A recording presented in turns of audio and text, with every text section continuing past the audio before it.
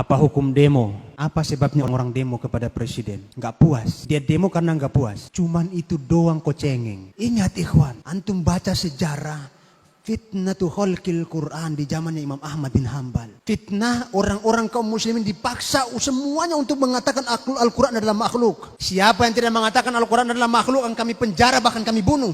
Semua ahlus sunnah wal jamaah dipaksa hari itu. Dan orang-orang pun terpaksa mengucapkan Al-Quran adalah makhluk, tapi hati dia mengingkari. Kecuali Imam Ahmad bin Hambal.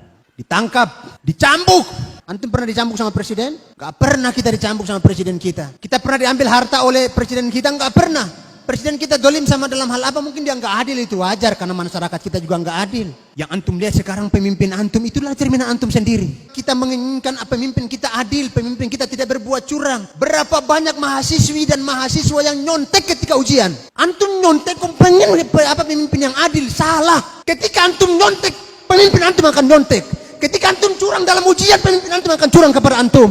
Jadi kenapa antum demo? Yang adalah kita memperbaiki diri kita, membenahi diri kita. Jangan sampai keadaan itu lebih buruk daripada setelahnya. Berapa banyak mahasiswa-mahasiswi yang nyontek ketika ujian, toh dia mengharapkan untuk pemimpin yang adil. Yang angkat pemimpin siapa? Yang nyontek tadi. Yang nyuri tadi yang nyontek. Yang kerjasama tadi yang angkat pemimpin. Bagaimana pemimpin kita mau jujur?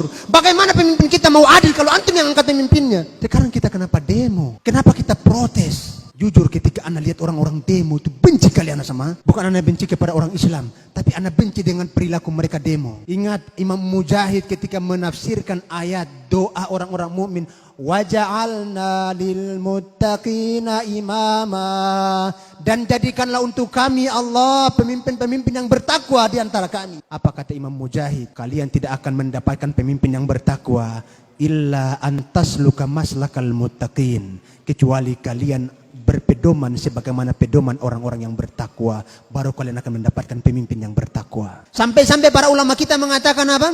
Kalau seandainya, antum dengar baik-baik ini perkataan, bukan perkataan aneh, ini perkataan para ulama. Kalau seandainya cambuk yang digunakan untuk memukul Imam Ahmad itu dipukulkan ke onta, pasti onta itu akan mati. Siapa di antara antum pernah dicambuk seperti itu?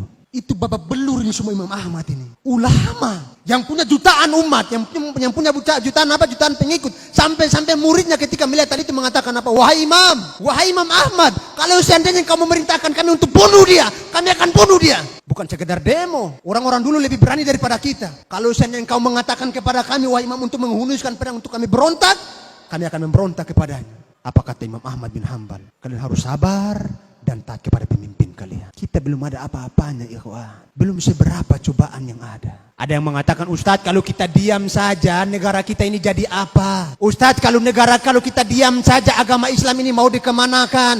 Dulu pertanyaan ini pernah ditanyakan kepada Nabi. Salah seorang sahabat bertanya, ya Rasulullah, ketika dikatakan oleh Nabi akan datang di akhir nanti, di zaman-zaman setelahku nanti, para orang-orang yang berjasad manusia tapi berhati syaitan, pemimpin-pemimpin yang zalim kepada rakyatnya, yang tidak berbuat adil kepada rakyatnya. Apa kata Nabi Muhammad SAW? Nabi tidak mengatakan kepada dia, kalau kau diam saja agamamu nanti mau dikemanakan. Tapi Nabi berpesan kepadanya. Apa kata Nabi? Isma' wa tuti'. Ketika ditanya, ya Rasulullah, apa yang harus kami lakukan wahai Nabi? Ketika kita melihat keadaan seperti ini, apa kata Nabi? Engkau harus dengar dan taat kepada pemimpinmu. Taat kepada pemimpin kita. Salah seorang ketika kami masih kuliah, salah seorang dosen kami, tidak perlu kita sebutkan nama beliau. Beliau membandingkan antara Presiden Soeharto, kemudian Presiden Mursi, Presiden Mesir, kemudian juga Bashar Assad.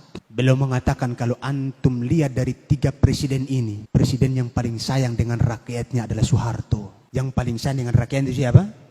Soeharto. Ketika terjadi kudeta, itu banyak militer yang masih senang sama dia. Kalau hari itu dia mempertahankan jabatannya sebagaimana jabatannya Mursi mempertahankan jabatannya, habis semuanya itu masyarakat yang ada di lapangan Merdeka. Ditembak mati semuanya. Kalau dia suruh waktu itu. Tapi karena dia sayang kepada kaum muslimin, dia rela mengundurkan dirinya. Bila diturunkan itu mau menghilangkan apa?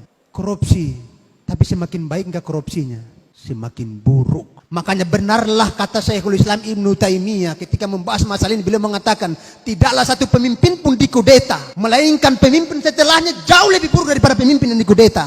Tidaklah satu pun pemimpin dikudeta. Antum harus patah telinga baik-baik. Tidaklah satupun pemimpin dikudeta, melainkan akan datang pemimpin setelahnya jauh lebih buruk daripada pemimpin yang dikudeta. Betul apa yang dikatakan oleh ulama kita. Ulama kita mengukur dengan ilmu, bukan mengukur dengan perasaan. Sehingga ulama kita sekelas Imam Ahmad bin Hanbal, apa kata dia? Kalian harus bersabar. Bersabar itu jauh lebih baik daripada kalian memberontak. Demo hendaklah jangan antum ikuti. Ketika antum didemo oleh masyarakat satu RT, antum malu nggak kira-kira? Antum malu kan? Ini pemimpin kita di demo, yang namanya dikenal oleh semua orang, dipermalukan di hadapan masyarakat, belum di kalangan masyarakat. Apakah layak seperti itu kita sebagai agama Islam? Apakah layak seperti itu kita sebagai umat Islam? Apakah layak seperti itu kita sebagai umat yang beradab, umat yang berakhlak, umat yang berperadaban? Tidak ada solusi kecuali kita harus bersabar. Tidak ada jalan yang lebih selamat kecuali mengamalkan wasiat Nabi. Isma' wa tuti'. Wa in daraba dhahraka wa akhadha malak. Engkau tetap dengar kepada pemimpinmu dan taat kepada pemimpinmu meskipun dia memukul pundakmu dan mengambil hartamu.